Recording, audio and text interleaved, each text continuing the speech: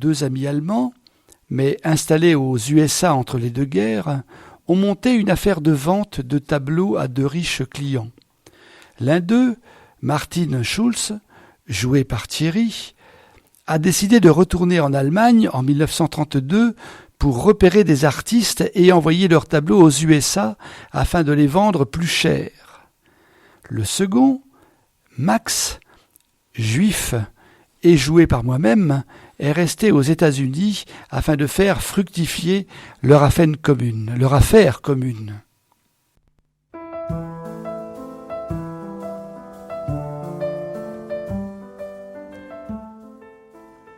Galerie Schulz à Eisenstein, San Francisco, USA, pour R. Martin Schulz, Munich, Allemagne, le 12 novembre 1932.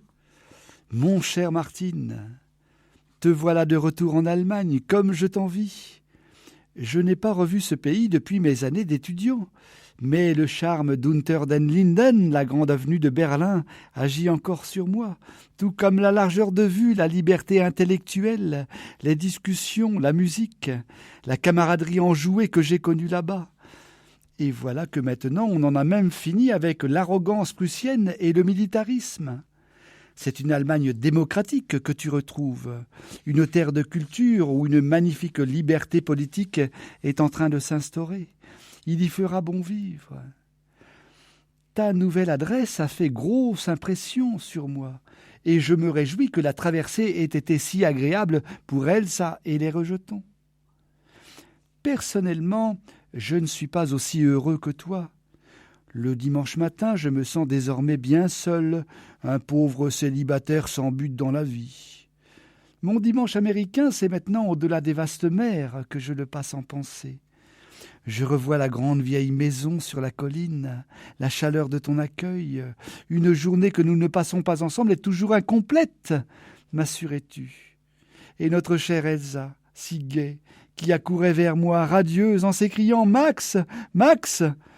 puis me prenait la main pour m'entraîner à l'intérieur et déboucher une bouteille de mon schnapps favori. Et vos merveilleux garçons, surtout ton Heinrich si beau, quand je le reverrai, il sera déjà un homme. Et le dîner, puis-je espérer manger un jour comme j'ai mangé là-bas? Maintenant, je vais au restaurant et devant mon roast-beef solitaire, j'ai des visions de Gebackener Schinken, cet exquis jambon en brioche fumant dans sa sauce au vin de Bourgogne, et les vins si précautionneusement déchargés des bateaux allemands, et les toasts que nous avons portés en levant nos verres pleins à ras-bord pour la 4e, la 5e, voire la 6e fois. Naturellement, tu as bien fait de partir. Malgré ton succès ici, tu n'es jamais devenu américain. Et maintenant que notre affaire est si prospère, tu te devais de ramener tes robustes fils dans leur patrie pour qu'ils y soient éduqués. Quant à Elsa, sa famille a dû lui manquer toutes ces longues années. Ses proches seront également contents de te voir, j'en suis sûr. Le jeune artiste impécunieux de naguère devenu le bienfaiteur de la famille. Voilà un petit triomphe que tu savoureras modestement, je le sais. Les affaires sont toujours bonnes. Madame Lévin a acheté le petit Picasso au prix que nous demandions, ce dont je me félicite. Je laisse lentement venir la vieille Madame Fleischmann à l'idée d'acquérir la hideuse Madone. Personne ne se soucie de lui dire que telle ou telle pièce de sa collection est mauvaise, parce que toutes le sont. Il n'empêche que je n'ai pas ton merveilleux savoir-faire pour vendre à des matrones juives. Je suis capable de les persuader de l'excellence d'un investissement, mais toi seul avais, concernant une œuvre d'art, l'approche spirituelle de nature à les désarmer. De plus, elles n'ont sans doute pas vraiment confiance en un autre juif. J'ai reçu hier une charmante lettre de Griselle. Elle me dit qu'il s'en faut de peu pour que je devienne fier de ma petite sœur. Elle a le rôle principal dans une nouvelle pièce qu'on joue à Vienne, et les critiques sont excellentes. Les années décourageantes qu'elle a passées avec de petites compagnies commencent à porter leurs fruits. Pauvre enfant, ça n'a pas été facile pour elle, mais elle ne s'est jamais plainte. Elle a du cran, en plus de la beauté, et je l'espère, du talent. Elle me demande de tes nouvelles, Martine, avec beaucoup d'amitié. Plus la moindre amertume de ce côté-là. Ce sentiment passe vite à son âge. Il suffit de quelques petites années pour que la blessure ne soit plus qu'un souvenir. Bien sûr, aucun de vous deux n'était à blâmer. Ces choses-là sont comme des tempêtes. On est d'abord transi, foudroyé, impuissant. Puis le soleil revient. On n'a pas complètement oublié l'expérience, mais on est remis du choc. Il ne reste à Grisellet que le souvenir de la douceur et non plus le chagrin. Toi ou moi ne nous serions pas comportés autrement. Je n'ai pas écrit à ma petite sœur que tu étais rentrée en Europe, mais je le ferai peut-être si tu penses que c'est judicieux.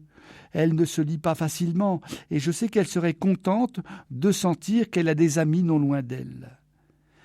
14 ans déjà que la guerre est finie. J'espère que tu as entouré la date en rouge sur ton calendrier. C'est fou le chemin que nous avons parcouru en tant que peuple depuis le début de toute cette violence. Mon cher Martine, laisse-moi de nouveau t'étreindre par la pensée et transmets mes souvenirs les plus affectueux à Elsa et aux garçons. Ton fidèle Max.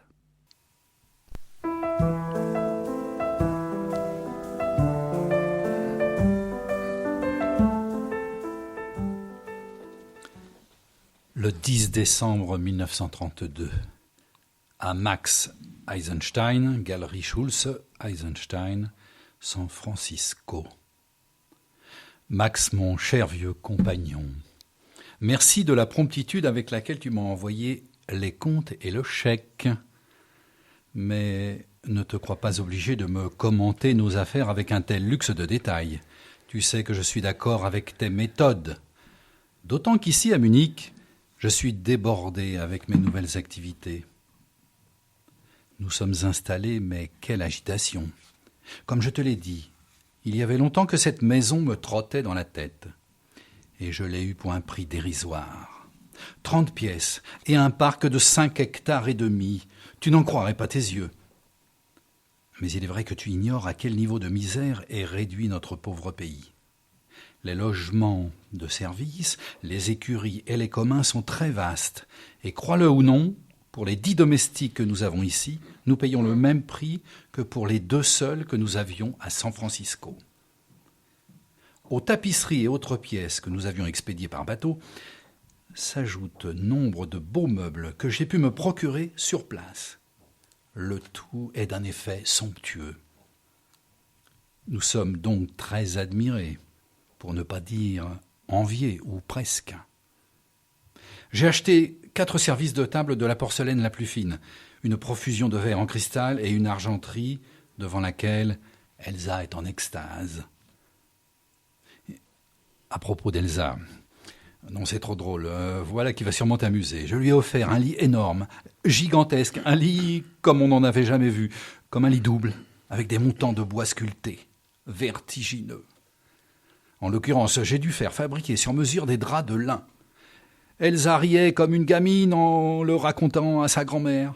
Mais celle-ci a secoué la tête et a grommelé « Nein, Martin, nein, vous avez fait ça, mais maintenant prenez garde parce qu'elle va encore grossir pour remplir son lit. » Ya, dit Elsa, encore 4 grossesses et je tiendrai tout juste dedans. Et tu sais quoi, Max? Eh bien, je crois qu'elle a raison. Bon, pour les enfants, il y a 3 poneys. Karl et Wolfgang ne sont pas en âge de monter. Et nous avons un précepteur. Leur allemand est exécrable, tristement matiné d'anglais. Pour la famille d'Elsa, la vie n'est plus aussi facile qu'avant. Ses frères ont tous une profession libérale, mais quoique très respectés, ils doivent vivre ensemble, forcés de partager une maison. À leurs yeux, nous sommes des milliardaires américains. Il s'en faut de beaucoup, mais néanmoins, l'importance de nos revenus transatlantiques nous place dans la catégorie des nantis.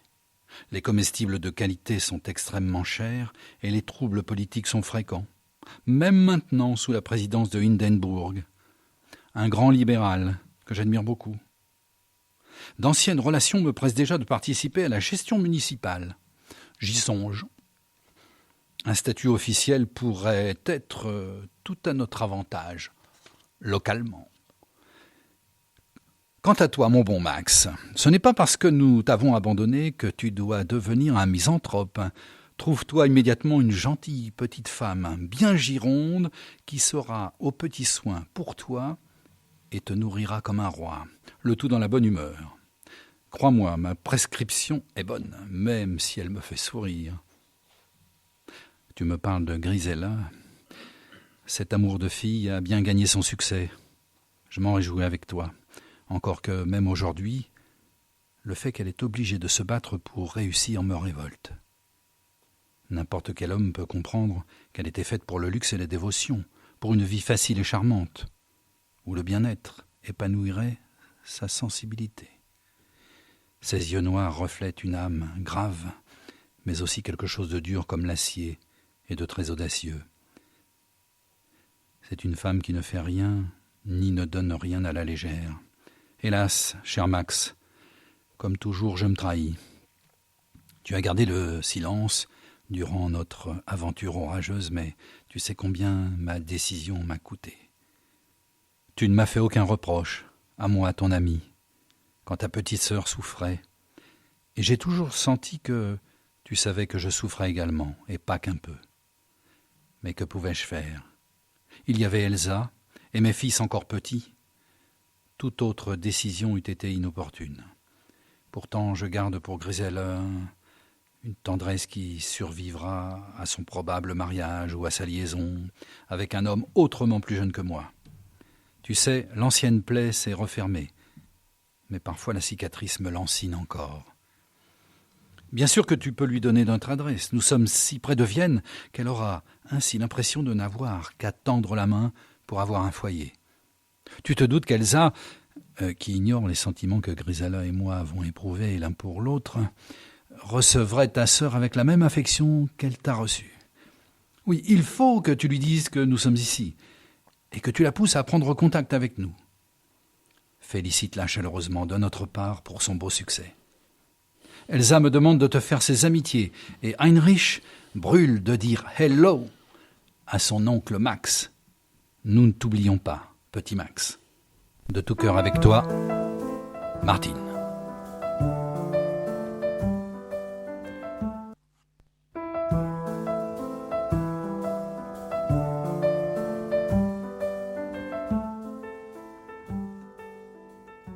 Galerie Schulze Eisenstein, San Francisco, USA, pour R. Martin Schulze, Munich, Allemagne, le 21 janvier 1933. Mon cher Martine, j'ai été heureux de pouvoir communiquer par écrit ton adresse à Griselle. Elle ne tardera pas à la recevoir, si ce n'est déjà fait. Que de réjouissance en perspective quand Griselle vous rendra visite. Je serai avec vous par la pensée, de tout cœur, comme si j'y étais en personne. Tu évoques la pauvreté qu'il y a là-bas. Ici, à cet égard, l'hiver est assez rude, mais naturellement ce n'est rien comparé aux privations que tu as constatées en Allemagne. Toi et moi avons de la chance d'avoir une galerie dont la clientèle est si fidèle. Elle dépense certes moins qu'avant, mais même si nous vendons 2 fois moins, nous vivrons encore bien, sans prodigalité excessive, mais très confortablement. Les huiles que tu m'as envoyées sont de grande qualité. C'est incroyable que tu les aies eues à ce prix dérisoire. Elles vont partir tout de suite, et nous allons faire un profit scandaleux. La vilaine Madone est vendue, et oui, à la vieille Madame Fleischmann. J'hésitais à fixer un prix, mais elle m'a fait le coup de l'amateur éclairé. Alors, le souffle coupé de ma propre audace, j'ai lancé un chiffre astronomique. Me soupçonnant d'avoir un autre client, elle a pris la balle au bond et fait aussitôt son chèque avec un sourire rusé. Toi seul peux savoir à quel point j'exultais quand elle est partie avec cette horreur sous le bras. Hélas, Martine, j'ai souvent honte de moi-même pour le plaisir que je prends à ces petits triomphes futiles.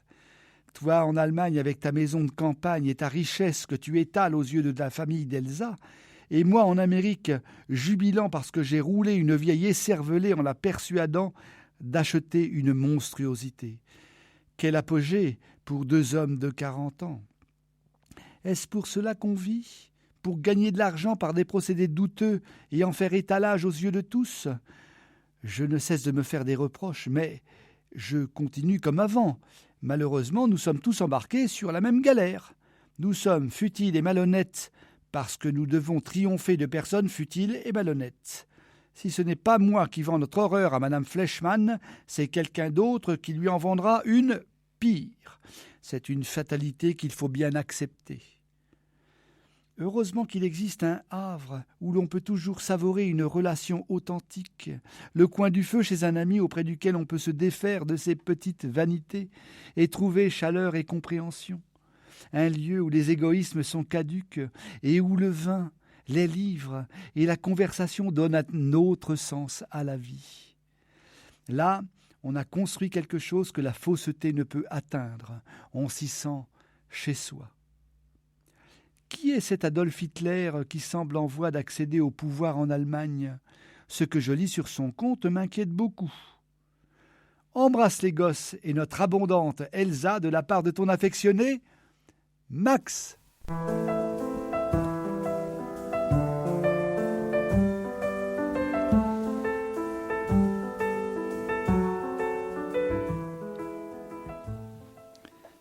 Le 25 mars 1933, à Max Eisenstein, Galerie Schulze Eisenstein, San Francisco. Cher vieux Max, tu as certainement entendu parler de ce qui se passe ici et je suppose que cela t'intéresse de savoir comment nous vivons les événements de l'intérieur.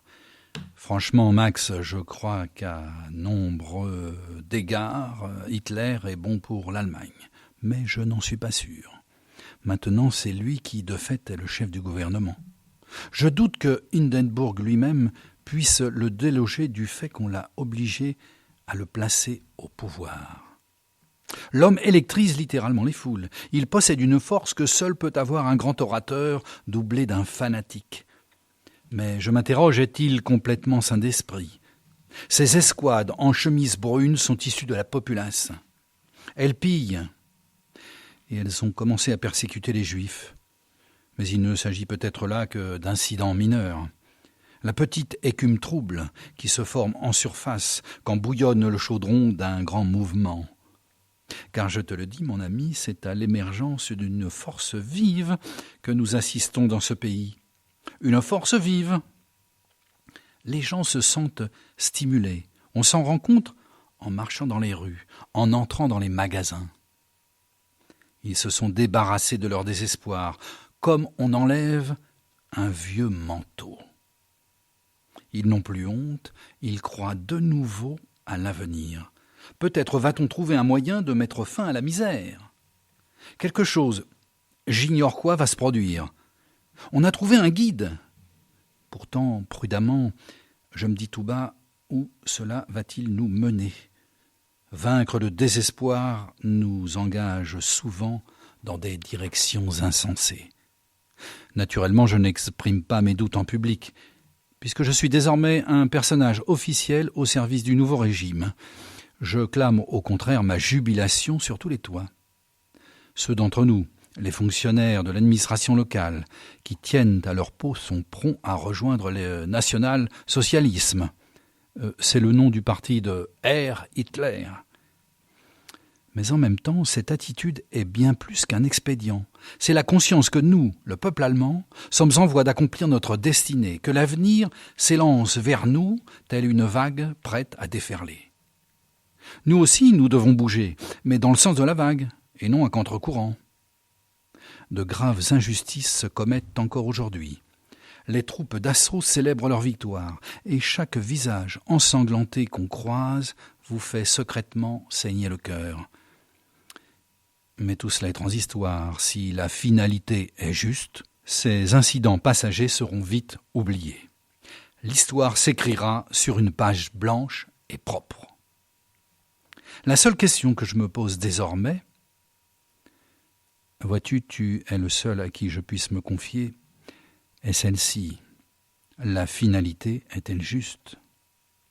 Le but que nous poursuivons est-il meilleur qu'avant? Parce que tu sais, Max, depuis que je suis dans ce pays, je les ai vus, ces gens de ma race, et j'ai appris les souffrances qu'ils ont endurées durant toutes ces années, le pain de plus en plus rare, les corps de plus en plus maigres et les esprits malades. Ils s'étaient pris jusqu'au cou dans les sables mouvants du désespoir. Ils allaient mourir. Mais un homme leur a tendu la main et les a sortis du trou. Tout ce qu'ils savent maintenant, c'est qu'ils survivront. Ils sont possédés par l'hystérie de la délivrance, et cet homme, ils le vénèrent. Mais, quel que fût le sauveur, ils auraient agi ainsi. Plaise à Dieu qu'il soit un chef digne de ce nom, et non un ange de la mort. À toi seul, Max, je peux avouer que j'ignore qui il est vraiment. Oui, je l'ignore. Pourtant, je ne perds pas confiance. Oh, mais assez de politique. Cette nouvelle maison nous enchante, et nous recevons beaucoup. Ce soir, c'est le maire que nous avons invité. Un dîner de 28 couverts. Tu vois, on étale un peu la marchandise. Mais il nous le faut le pardonner. Elsa a une nouvelle robe en velours bleu. Elle est terrifiée à l'idée de ne pouvoir rentrer dedans. Elle est de nouveau enceinte. Rien de tel pour satisfaire durablement sa femme. Max, faire en sorte qu'elle soit tellement occupée avec les enfants qu'elle n'ait pas le temps de geindre. Notre Heinrich a fait une conquête mondaine. Il montait son poney quand il s'est fait désarçonner. Et qui l'a relevé? Le baron von Freische en personne. Ils ont eu une longue conversation sur l'Amérique.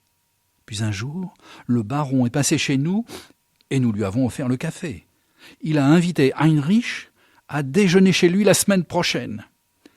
Quel bon garçon, ce Heinrich. Il fait la joie de tout le monde. Dommage que son allemand ne soit pas meilleur. Ainsi, mon cher ami, allons-nous peut-être participer activement à de grands événements, ou peut-être nous contenter de poursuivre notre petit train-train familial.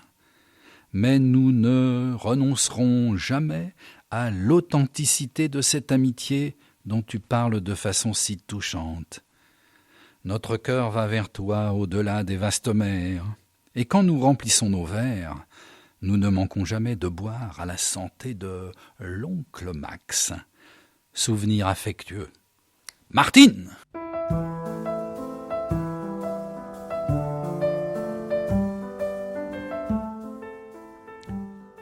Galerie Schulze à Eisenstein, San Francisco, USA, pour R. Martin Schulze, Munich, Allemagne, le 18 mai 1933. Chère Martine, je suis bouleversé par l'afflux de reportages sur ta patrie qui nous parviennent. Comme ils sont assez contradictoires, c'est donc tout naturellement vers toi que je me tourne pour y voir plus clair. Je suis sûr que les choses ne vont pas aussi mal qu'on veut bien le dire. Notre presse s'accorde à parler d'un terrible pogrom. Qu'en est-il ? Je sais que ton esprit libéral et ton cœur chaleureux ne pourront tolérer la brutalité et que tu me diras la vérité. Le fils d'Aaron Silbermann vient tout juste de rentrer de Berlin et il paraît qu'il l'a échappé belle. Il raconte sur ce qu'il a vu des flagellations, le litre d'huile de ricin forcé entre les lèvres et les heures d'aconie consécutives par l'éclatement de l'intestin, des histoires affreuses. Ces exactions pourraient être vraies, et elles pourraient en effet n'être que le résidu malpropre d'une révolution, par ailleurs humaine, l'écume trouble comme tu dis. Malheureusement pour nous, les Juifs, la répétition ne les rend que par trop familières, et je trouve presque incroyable qu'on puisse aujourd'hui, au sein d'une nation civilisée, faire revivre à nos frères le martyre ancestral. Écris-moi, mon ami, pour me rassurer sur ce point. La pièce dans laquelle joue Grisellet fait un triomphe et se donnera jusqu'à la fin du mois de juin. Elle m'écrit qu'on lui a proposé un autre rôle à Vienne et un autre encore superbe à Berlin pour cet automne. C'est surtout de ce dernier qu'elle me parle, mais je lui ai répondu d'attendre pour s'engager que les sentiments anti-juifs se calment. Bien entendu, son nom de scène n'a pas une consonance juive. De toute façon, il était exclu qu'elle monte sur les planches avec un nom comme Eisenstein. Mais, pseudonyme ou non, tout chez elle trahit ses origines, ses traits, ses gestes, la passion qui vibre dans sa voix. Si les sentiments antisémites sont une réalité, elle ne doit à aucun prix s'aventurer en Allemagne en ce moment. Pardonne-moi, mon ami, pour la brièveté de ma lettre et l'absence de liberté d'esprit dont elle témoigne, mais je n'aurai pas de repos tant que tu ne m'auras pas rassuré. Je sais que tu m'écriras en toute honnêteté. Je t'en prie, fais-le vite. C'est haut et fort que je te proclame ma foi en toi et mon amitié pour toi et les tiens. Ton fidèle Max.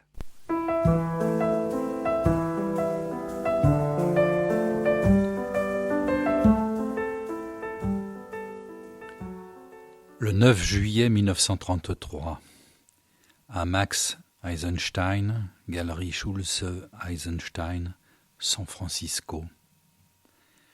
Cher Max, comme tu pourras le constater, je t'écris sur le papier à lettres de ma banque. C'est nécessaire car j'ai une requête à t'adresser et souhaite éviter la nouvelle censure qui est des plus strictes. Nous devons présentement cesser de nous écrire. Il devient impossible pour moi de correspondre avec un juif. Et ce le serait même si je n'avais pas une position officielle à défendre. Si tu as quelque chose d'essentiel à me dire, tu dois le faire par le biais de la banque, au dos de la traite que tu m'envoies, et ne plus jamais m'écrire chez moi. En ce qui concerne les mesures sévères qui t'affligent tellement, je dois dire qu'au début, elles ne me plaisaient pas non plus. Mais j'en suis arrivé à admettre leur douloureuse nécessité. La race juive est une plaie ouverte pour toute nation qui lui a donné refuge. Je n'ai jamais haï les juifs en tant qu'individu. Toi, par exemple, je t'ai toujours considéré comme mon ami. Mais sache que, je parle en toute honnêteté, quand j'ajoute que je t'ai sincèrement aimé, non à cause de ta race, mais malgré elle. Le juif est le bouc émissaire universel. Il doit bien y avoir une raison à cela. Et ce n'est pas la superstition ancestrale consistant à les désigner comme les assassins du Christ qui éveille une telle méfiance à leur égard. Quant aux ennuis juifs actuels, ils ne sont qu'accessoires. Quelque chose de plus important se prépare.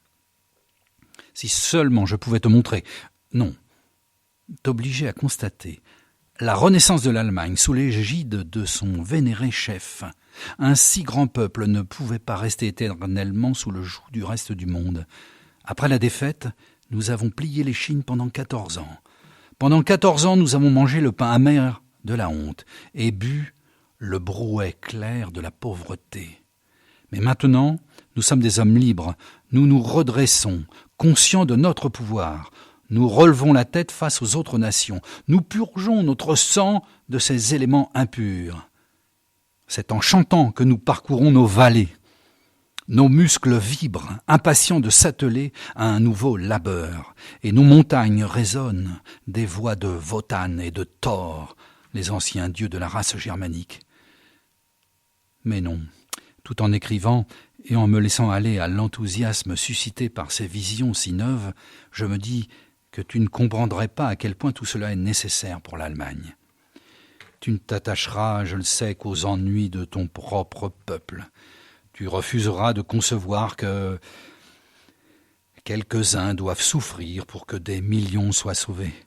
Tu seras avant tout un juif qui pleurniche sur son peuple. Cela, je l'admets, c'est conforme au caractère sémite. Vous vous lamentez. Mais vous n'êtes pas assez courageux pour vous battre en retour. C'est pourquoi il y a des pogroms. Hélas, Max, tout cela va te blesser, je le sais, mais tu dois accepter la vérité. Parfois, un mouvement est plus important que les hommes qui l'initient. Pour ma part, j'y adhère corps et âme. Heinrich est officier dans un corps de jeunesse sous les ordres du baron von Freisch.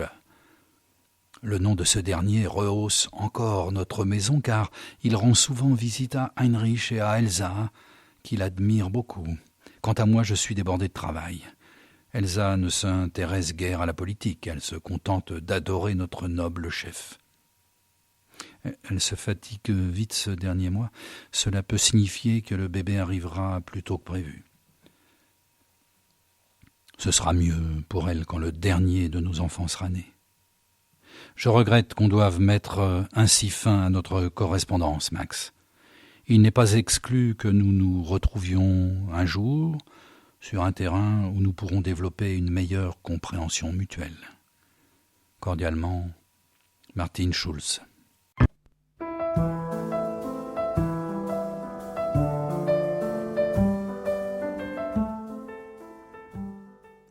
San Francisco, USA, pour Martin Schulz, aux bons soins de Jimmy Lederer, Munich, Allemagne, le 1er août 1933. Mon cher Martin, je confie cette missive à Jimmy Lederer, qui doit brièvement séjourner à Munich lors de ses vacances européennes. Je ne trouve plus le repos après la lettre que tu m'as envoyée. Elle te ressemble si peu que je ne peux attribuer son contenu qu'à ta peur de la censure. L'homme que j'ai aimé comme un frère, dont le cœur a toujours débordé d'affection et d'amitié, ne peut pas s'associer, même passivement, au massacre de gens innocents. Je garde confiance en toi, et je prie pour que mon hypothèse soit la bonne. Il te suffit de me le confirmer par lettre dans un simple « oui », à l'exclusion de tout autre commentaire qui serait dangereux pour toi. Cela me convaincra que tu joues le jeu de l'opportunisme, mais que tes sentiments profonds n'ont pas changé, que je ne me suis pas leurré en te considérant comme un esprit libéral et droit, pour qui le mal est le mal, en quelque nom qu'on le commette. Cette censure, ces persécutions de tous les esprits libres, ces bibliothèques incendiées et cette corruption des universités susciteraient ton antagonisme, même si on ne levait pas le petit doigt contre ceux de ma race. Tu es un libéral, Martine. Tu vois les choses à long terme. Je sais que tu ne peux pas te laisser entraîner dans cette folie par un mouvement populaire qui, aussi fort soit-il, est foncièrement meurtrier. Je peux comprendre pourquoi les Allemands acclament Hitler. Ils réagissent contre les injustices qu'ils ont subies depuis la fin de cette guerre désastreuse. Mais toi, Martine, tu as pratiquement devenu un Américain durant cette période. Je suis convaincu que ce n'est pas mon ami qui m'a écrit cette lettre et que tu vas me le prouver. J'attends ce seul mot, ce « oui » qui rendra la paix à mon cœur. Écris-le vite. Mes amitiés à vous tous, Max.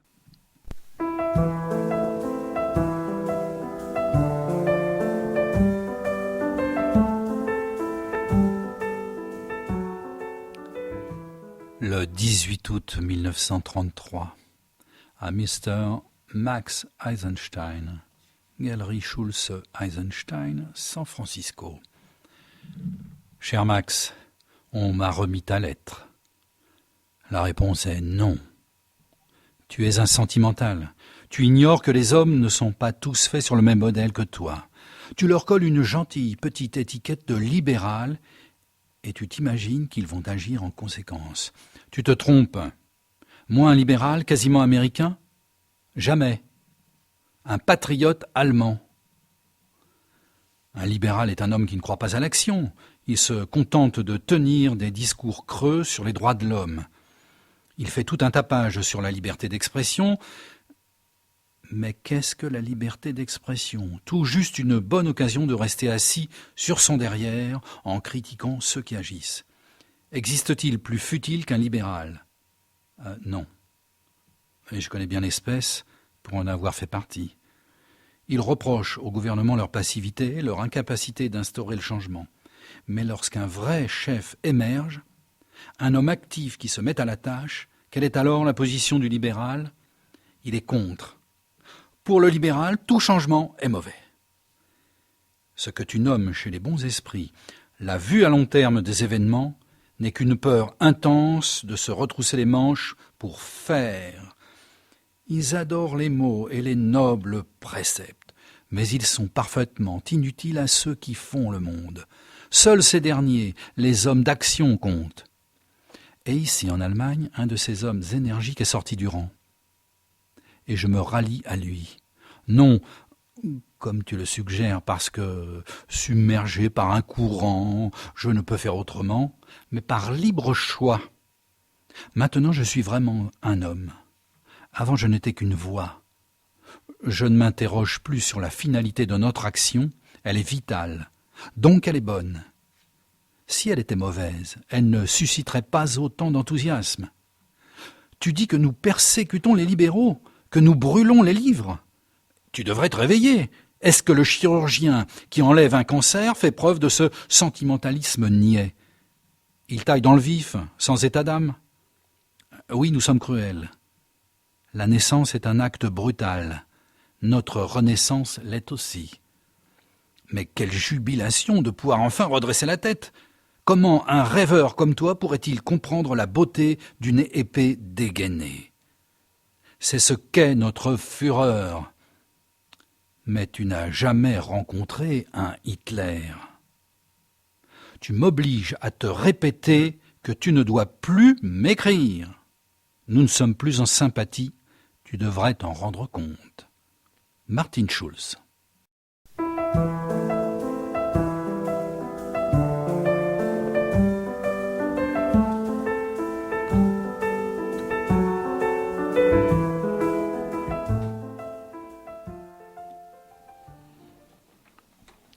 Galerie Eisenstein, San Francisco, Californie, USA. Pour R. Martin Schulz, sous couvert de la banque Deutsche Völkische, Munich, Allemagne, le 5 septembre 1933. Cher Martine, 6 juin la traite qui te revient et les comptes du mois. Je suis dans l'obligation de te faire passer ce bref message. Griselle est partie pour Berlin. Elle est trop audacieuse. Elle a si longtemps attendu son succès qu'elle n'est pas prête à y renoncer. Et elle rit de mes craintes. Elle joue au théâtre Koenig. Tu es un fonctionnaire du régime. Je te conjure donc au nom de notre vieille amitié de la protéger. Va à Berlin si tu le peux et vois si elle n'est pas en danger. Tu seras chagriné de constater que j'ai été obligé de supprimer ton nom de la raison sociale de notre affaire. Tu sais qui sont nos principaux clients.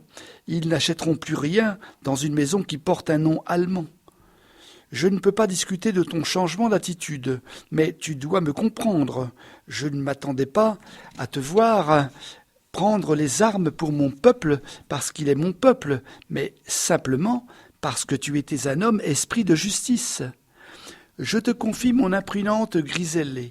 Cet enfant ne se rend pas compte du risque qu'elle prend. Je ne t'écrirai plus. Adieu, mon ami. Max.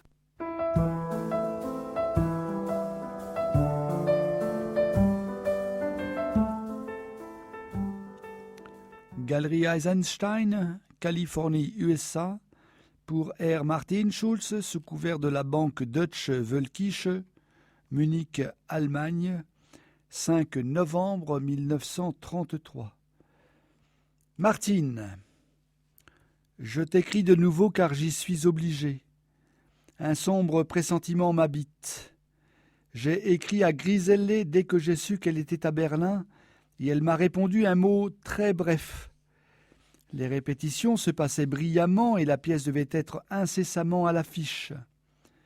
Ma seconde lettre, qui contenait plus d'encouragement que de mise en garde, m'a été retournée, non ouverte, avec la mention « Inconnu à cette adresse ». Quelles ténèbres véhiculent ces mots? Comment pourrait-elle être inconnue au théâtre même où elle joue? Il s'agit sûrement d'un message signifiant qu'il lui est arrivé malheur. On sait ce qui s'est passé, mais vous n'en saurez jamais rien, disent ces cachets sur l'enveloppe. Elle est tombée dans une sorte de vide, et il est inutile de la chercher. Voilà tout ce que m'ont dit avec ces mots, inconnus à cette adresse. Martine, dois-je te demander de la trouver, de la secourir? Tu as connu sa grâce, son charme, sa beauté.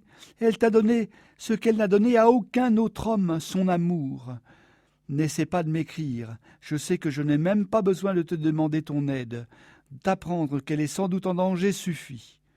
Je la remets entre tes mains, car je n'ai aucun autre recours. Max.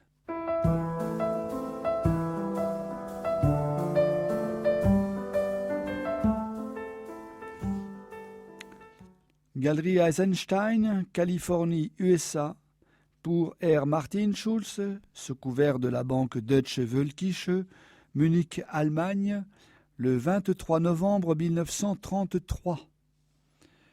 Martine, c'est par désespoir que je me tourne vers toi. Je ne pouvais pas laisser passer un mois de plus, c'est donc en avance que je te donne quelques précisions relatives à tes placements. Tu pourrais vouloir effectuer certaines modifications, ce qui me permet de joindre à ce relevé bancaire un appel au secours. Il concerne Grisel. Depuis 2 mois, je n'ai plus aucune nouvelle d'elle. Mais des rumeurs en provenance d'Allemagne commencent à circuler. De juif à juif, on chuchote des histoires tellement horribles que je me boucherais les oreilles si je le pouvais. Mais je ne le peux pas. Il faut que je sache ce qui lui est arrivé. Il faut que j'aie une certitude. Elle a joué 1 semaine dans la pièce berlinoise, puis le public, apprenant qu'elle était juive, l'a conspuée. Cette magnifique et téméraire enfant est malheureusement têtue comme un âne. Elle leur a envoyé le mot « juive » à la figure, en leur disant qu'elle était fière de l'être. Certains spectateurs se sont levés, furieux, et ont sauté sur scène. Elle a couru dans les coulisses. Quelqu'un a dû l'aider car elle a réussi à sortir du théâtre et à trouver refuge dans une cave où se cachaient déjà d'autres familles juives. Changeant son apparence du mieux qu'elle a pu, elle a alors décidé d'essayer de rentrer à Vienne à pied, le train lui semblant trop risqué. Elle a dit aux gens qu'elle a laissés qu'elle serait en sûreté si elle pouvait arriver jusqu'à Munich, où elle avait des amis. Mon espoir est qu'elle soit venue chez toi, car elle n'a jamais regagné Vienne. Envoie-moi un mot, Martine, et si elle n'est pas encore arrivée chez toi, fais une enquête discrète. Je suis fou d'inquiétude à l'idée qu'elle traîne sur les routes en pays hostile à l'approche de l'hiver. Dieu fasse que tu puisses m'envoyer un mot pour me rassurer. Max.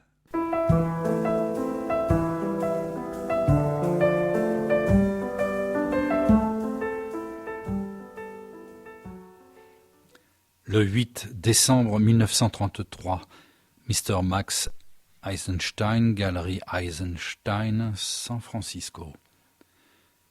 Cher Max, je regrette beaucoup d'avoir de mauvaises nouvelles à t'apprendre. Ta sœur est morte. Malheureusement pour elle, elle s'est montrée stupide. Il y a 15 jours, elle est arrivée ici avec une horde de SA pratiquement sur ses talons. La maison était pleine de monde. Elsa n'est pas bien depuis la naissance du petit Adolphe le mois dernier.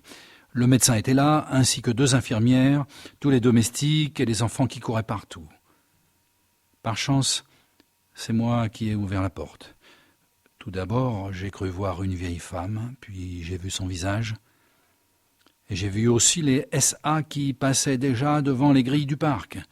J'avais 1 chance sur 1000 de pouvoir la cacher. Une domestique pouvait surgir à tout moment. Avec Elsa couchée là-haut, malade, comment aurais-je pu supporter que ma maison fût mise à sac ? Et pouvais-je courir le risque d'être arrêté pour avoir tenté de sauver une juive et de perdre tout ce que j'avais construit ici ? Bien sûr, en tant que patriote, mon devoir m'apparaissait clairement. Elle avait montré sur scène son corps impur à des jeunes Allemands, je devais la retenir et la remettre sur le champ au SA. Mais cela, je ne l'ai pas fait. Je lui ai dit « Tu vas tous nous faire pendre, Griselle. Cours vite te réfugier de l'autre côté du parc. » Elle m'a regardé dans les yeux, elle a souri, elle m'a dit « Te nuire est la dernière chose que je souhaite, Martine. » Elle a pris sa décision. Elle a toujours été une fille courageuse. Elle devait être épuisée car elle n'a pas couru assez vite et les SA l'ont repérée. Je suis rentré, impuissant. Quelques minutes plus tard, ses cris se sont tus. Le lendemain matin, j'ai fait transporter son corps au village pour l'enterrer. C'était stupide de sa part d'être venu en Allemagne. Pauvre petite Griselle, je partage ta peine, mais comme tu vois, je ne pouvais pas t'aider. Maintenant, je dois te demander de ne plus m'écrire. Chaque mot qui arrive dans cette maison est désormais censuré, et je me demande dans combien de temps à la banque ils se mettront à ouvrir le courrier. Je ne veux plus rien avoir à faire avec les Juifs, mis à part les virements bancaires et leurs reçus. C'est déjà bien assez fâcheux pour moi qu'une Juive soit venue chercher refuge dans mon domaine. Je n'accepterai plus d'être associé d'une manière ou d'une autre avec cette race. Martine.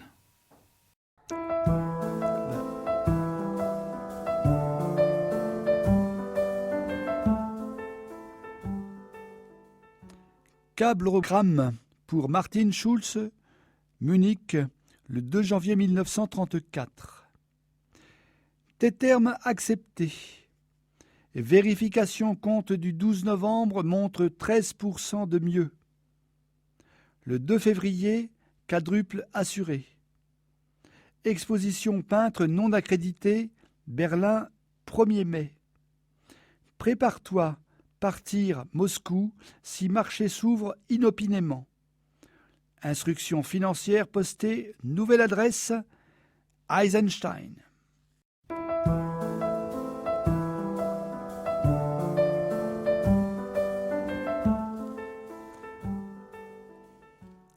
Galerie Eisenstein, Californie, USA, pour R. Martin Schulz, Munich, Allemagne, le 3 janvier 1934.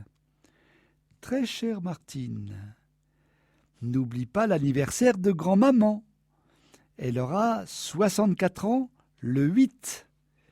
Des bienfaiteurs américains vont fournir 1000 brosses destinées à votre Ligue des jeunes peintres allemands. Mandelberg s'est joint à ceux qui soutiennent la Ligue.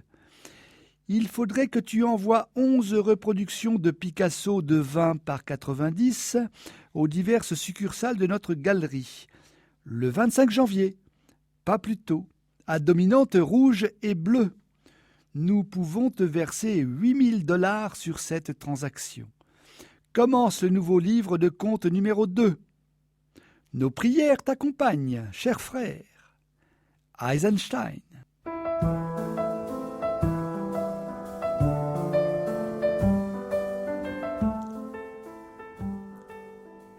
Galerie Eisenstein, Californie, USA, pour R. Martin Schulz, Munich, Allemagne, le 17 janvier 1934.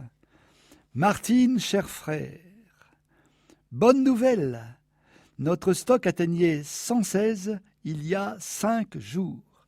Les Fleischmann nous ont avancé encore $10 000. Cela devrait remplir pour un mois le quota de la Ligue des jeunes peintres. Même si les occasions sont plus nombreuses, fais-le nous savoir. Les miniatures suisses sont en vogue. Surveille le marché et prépare-toi à partir pour Zurich après le 1er mai si des occasions inattendues se présentent en plus grand nombre. L'oncle Salomon sera content de te voir et je sais que tu te fieras les yeux fermés à son jugement. Le temps est clair. Il n'y a aucune menace précise d'orage pour les 2 mois à venir. Tu vas préparer pour tes étudiants les reproductions suivantes. Van Gogh 15 par 103 en rouge, Poussin 20 par 90 en bleu et jaune, Vermeer 11 par 33 en rouge et bleu. Nos espoirs accompagnent tes nouvelles tentatives. Eisenstein.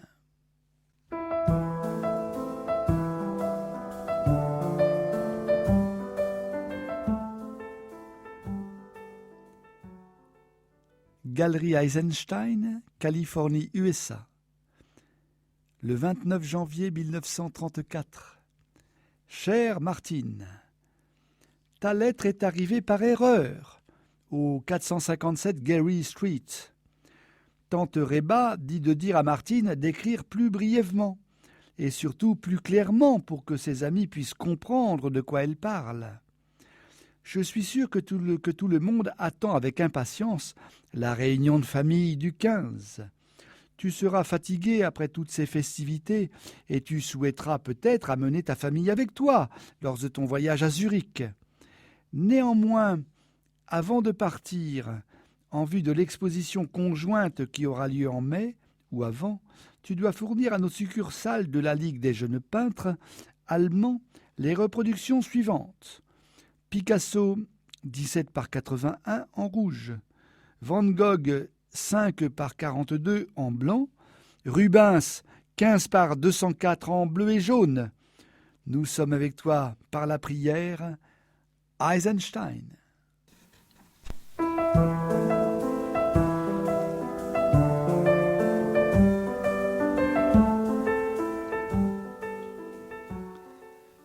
Le 12 février 1934, Mr. Max Eisenstein, Galerie Eisenstein, San Francisco. Max, mon vieil ami. Mon Dieu, Max, sais-tu ce que tu es en train de faire? Je vais devoir essayer de faire sortir clandestinement cette lettre en la confiant à un Américain que j'ai rencontré ici. Tu ne peux imaginer mon désespoir. Ce télégramme fou, ces lettres que tu m'as envoyées, rien de tout cela ne m'est parvenu directement. Mais on m'a convoqué, ils me les ont montrées et m'ont sommé de m'expliquer. Ils exigent que je donne les codes. Quels codes? Comment toi, un ami de toujours, peux-tu me faire une chose pareille? Te rends-tu compte que tu es en train de me détruire? Les résultats de ta folie sont déjà terribles. On m'a révoqué de mon poste de fonctionnaire. Heinrich a été renvoyé des jeunesses hitlériennes sous le prétexte qu'il a une trop petite santé pour militer dans cette organisation. Dieu du ciel, Max, ne comprends-tu pas ce que cela signifie? Et Elsa, à qui je n'ose rien dire, qui ne comprend pas pourquoi les notables locaux refusent soudain ses invitations. Et le baron von Freische, qui ne la salue plus quand il la rencontre dans les rues. Oui, bien sûr, je sais pourquoi tu fais ça. Mais ne vois-tu pas que je ne pouvais pas intervenir, quand je n'ai même pas osé tenter d'intervenir? Je t'adjure maintenant, du fond de l'âme, d'arrêter, non pour moi, mais pour Elsa et les garçons. Pense à ce que cela signifierait pour eux, si on m'emmenait, et qu'ils ne sachent même pas si je suis vivant ou mort. Sais-tu ce que c'est d'être envoyé dans un camp de concentration? Veux-tu vraiment me coller le dos au mur et pointer une mitraillette sur moi? Je t'en supplie, cesse. Cesse maintenant que tout n'est pas encore perdu. Désormais, c'est pour ma vie que je crains. Max, pour ma vie. Est-ce bien toi qui commets cette erreur? Toi, mon bon vieux Max, que j'ai aimé comme un frère. Tu n'as donc pas de pitié. Assez, je t'en supplie, arrête, tant qu'on peut encore me sauver. C'est du fond de mon cœur.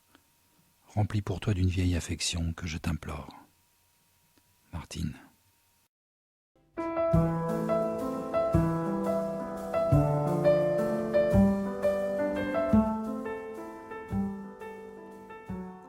Galerie Eisenstein, Californie, USA, pour R. Martin Schulz, Munich, Allemagne, 15 février 1934. Notre très chère Martine, il pleut ici depuis 18 jours. 17,5 cm d'eau dans les rues. Quelle saison pourrie! Une cargaison de 1500 brosses, à l'usage de tes jeunes peintres, devrait parvenir à la succursale de Berlin à la fin de la semaine. Cela te laisse du temps pour s'entraîner en vue du grand événement. Des mécènes américains t'aideront en te fournissant tout le matériel d'artistes qu'ils pourront, mais ce sera à toi de t'occuper des derniers préparatifs. Nous sommes trop coupés du marché européen. Toi, en revanche, tu es en position d'apprécier l'étendue du soutien dont bénéficierait en Allemagne une telle exposition. Pour le 24 mars, prépare-toi donc à distribuer Rubens 12 par 77 en bleu, Giotto 1 par 317 en vert et blanc, Poussin 20 par 90 en rouge et blanc. Le jeune Blum est parti vendredi dernier avec les précisions sur le Picasso. Il déposera les huiles à Hambourg et à Leipzig et se tiendra ensuite à ta disposition. Avec tous nos souhaits de réussite, Eisenstein.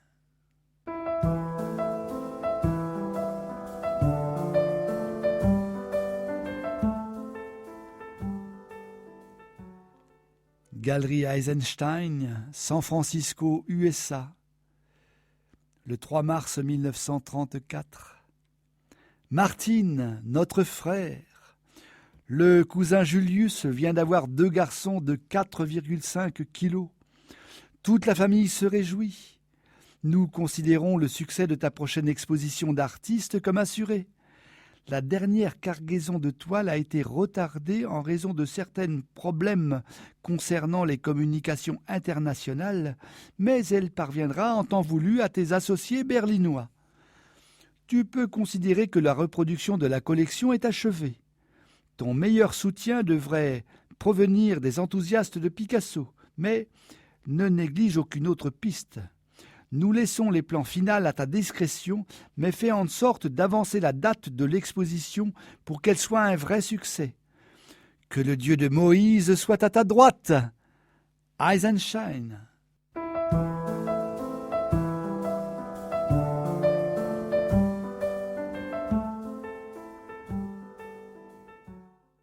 La dernière lettre de Max Eisenstein à Martin Schulze lui reviendra avec la mention « Inconnu à cette adresse ».